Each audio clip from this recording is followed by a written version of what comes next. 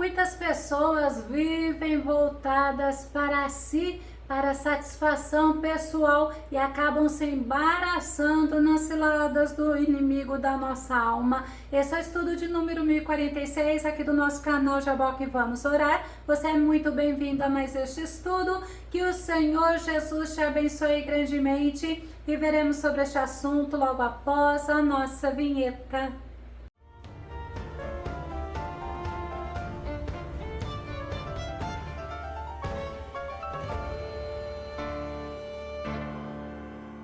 E pode ter certeza que todos nós corremos o risco de nos embaraçarmos com as coisas desta vida, com as ciladas e as armadilhas do nosso inimigo. Por isso é necessário termos sempre o Senhor como nossa prioridade. Vamos ao nosso tema: deixando todo embaraço. Nosso texto base está no livro de Hebreus, capítulo 12, verso 1, que diz: portanto, nós também, pois, estamos rodeados de tão grande nuvem de testemunhas, deixemos todo embaraço e o pecado que tão de perto nos rodeia e corramos com perseverança a carreira que nos está proposta. Tem outra versão que diz que, portanto, também nós, considerando que estamos rodeados por tão grande nuvem de testemunhas, desembaracemo-nos de tudo que nos atrapalha e do pecado que nos envolve. Muitas pessoas estão embaraçadas, estão emaranhadas com as ofertas, com as ciladas e até mesmo com as propostas do inimigo. Embaraço significa fato ou circunstância que impede ou que dificulta algo. É um impedimento, é um estorvo, é uma dificuldade, e é muito fácil nos embaraçarmos com as coisas desta vida, dificultando nossos momentos a sós com Deus, dificultando uma vida de comunhão e de intimidade com o nosso Deus. O autor de Hebreus ensina que nós devemos deixar todo embaraço e o pecado que nos rodeia. Vamos ver alguns embaraços nos quais podemos estar emaranhados. Vamos nos lembrar, por exemplo, da ansiedade. Pode ser um embaraço, sim, na vida de muitas pessoas, porque elas vivem na angústia e na preocupação e deixam de viver pela fé, deixam de olhar para Jesus, autor e consumador da sua fé, e ficam tempos e mais tempos remoendo, preocupados com o que vai acontecer. Hebreus capítulo 11, verso 2 diz assim: porquanto foi mediante a fé que os antigos receberam bom testemunho. É pela fé que nós devemos viver, olhando para o autor e consumador, olhando para Jesus Cristo, pedindo direcionamento e discernimento em todo o tempo. O próprio Senhor testemunhou da fé dos antigos. Muitas vezes também nós podemos estar nos embaraçando com atividades rotineiras, estarmos tão atarefadas, olhando para as coisas que temos que fazer, e quando nós olhamos para o relógio no fim do dia, o dia se foi, a canseira está grande e muitos se angustiam ainda porque não conseguiram realizar a tarefa que pretendiam. Lucas capítulo 10, do verso 40 ao verso 42 diz: Marta estava inquieta, estava ocupada com muitos afazeres, e aproximando-se de Jesus, inquiriu-lhe: Senhor, não te importas de que minha irmã tenha me deixado só com todo esse serviço? Peça-lhe, portanto, que venha ajudar-me. Orientou-lhe o Senhor. Olha a resposta de Jesus para ela: Marta, Marta, andas ansiosa e te afliges por muitas razões, todavia uma só causa é necessária. Maria, pois, escolheu a melhor de todas, e esta não lhe será tirada. Enquanto Marta estava preocupada com os afazeres de uma boa anfitriã, pois o Mestre Jesus estava na casa dela e ela com certeza queria apresentar o melhor para ele. Maria ficava aos pés do mestre e ela foi reconhecida por Jesus como quem escolheu a melhor, como quem fez a melhor escolha, como quem teve a prioridade melhor. Mas também a Bíblia nos ensina que muitos estão embaraçados com seus bens materiais, voltados ao ter do que ao ser, como o exemplo do jovem rico. Mateus capítulo 19, verso 21 e verso 22 diz: Jesus disse a ele: se queres ser perfeito, vai, vende os teus bens, dá o dinheiro aos pobres e terás um tesouro no céu. Depois vem e segue-me. Ao ouvir essa palavra, o jovem afastou-se pesaroso, pois era dono de muitas riquezas. Aquele jovem rico estava embaraçado com o que ele tinha materialmente. O coração dele estava apegado aos seus bens, enquanto os discípulos, eles fizeram a melhor escolha e eles tiveram promessa de recompensa e recompensa eterna. Mateus capítulo 19, verso 27 e verso 28 diz: então Pedro manifestou-se dizendo: veja, nós deixamos tudo e te seguimos, o que será pois de nós? Jesus lhes respondeu: com toda certeza vos afirmo que vós, os que me seguistes, quando ocorrer a regeneração de todas as coisas e o Filho do Homem se assentar no trono da sua glória, também vos assentareis em 12 tronos para julgar as 12 tribos de Israel. O nosso Mestre Jesus conhece onde temos colocado o nosso coração. Muitos estão focados no dinheiro. O amor ao dinheiro os embaraça, os prejudica. Agora, qual tem sido o nosso melhor tesouro e qual tem sido a nossa prioridade? É algo para nós pensarmos, mas também nós podemos ver que muitas pessoas estão se embaraçando, desejando o que não é dela. Vamos nos lembrar do exemplo de Davi, que cobiçou e adulterou com a mulher de Urias. Segundo Samuel capítulo 11, verso 2 diz assim: um dia, após o almoço, Davi levantou-se depois de ter dormido um pouco e foi passear no terraço do palácio real. Do terraço, avistou uma mulher que banhava-se e notou que era uma mulher muito bonita. Já ouviu aquele velho ditado que diz que mente vazia é a oficina do diabo? O exército de Israel estava na peleja e Davi, ele estava tranquilo no palácio, a mente dele não estava na guerra. E quando ele olhou e ele viu aquela mulher bonita chamada Batseba, ele a observou, ele a desejou e ele se informou, mesmo sabendo que ela era uma mulher casada e casada com um dos seus soldados, com um guerreiro valente. Ele não se importou e ele mandou buscá-la. Ele adulterou com ela, sabendo que ela engravidou. Ele tentou persuadir o marido dela, tentou convencer Urias para deitar-se com ela. Como ele não teve resultado, ele mandou por Urias a sentença de morte. Isso não agradou a Deus e trouxe muito sofrimento para Davi, principalmente na sua família.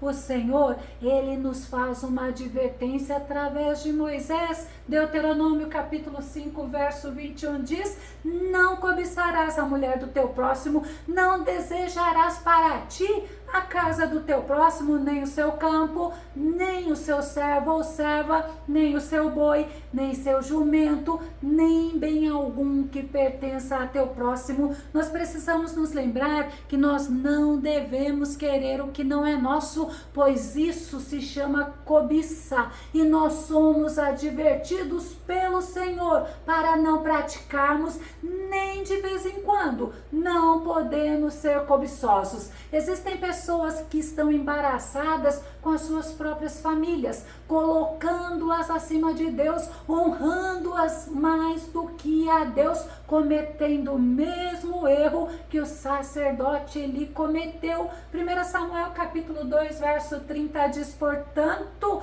Yahvé, o Deus de Israel, declara solenemente: prometi a tua família e a linhagem de teu pai que ministrariam diante de mim para sempre. Entretanto, agora o Senhor declara: longe de mim tal propósito. Ora, honrarei aqueles que me oferecem honra, mas aqueles que me desprezam igualmente serão tratados com desprezo. Ele honrava mais aos filhos do que a Deus. Ele não os corrigia, mesmo sabendo das ações malignas e mesmo sendo advertido por Deus. E ele foi rejeitado pelo Senhor, pois nós devemos amar ao Senhor acima de tudo e acima de todos, como Jesus nos ensina. Mateus capítulo 10, verso 37 diz assim: quem ama seu pai ou sua mãe mais do que a mim, não é digno de mim. E quem ama o filho ou a filha mais do que a mim, não é digno de mim. Jesus, ele não está falando sobre religião, ele está falando sobre amor. E o nosso amor a ele tem que ser acima de tudo.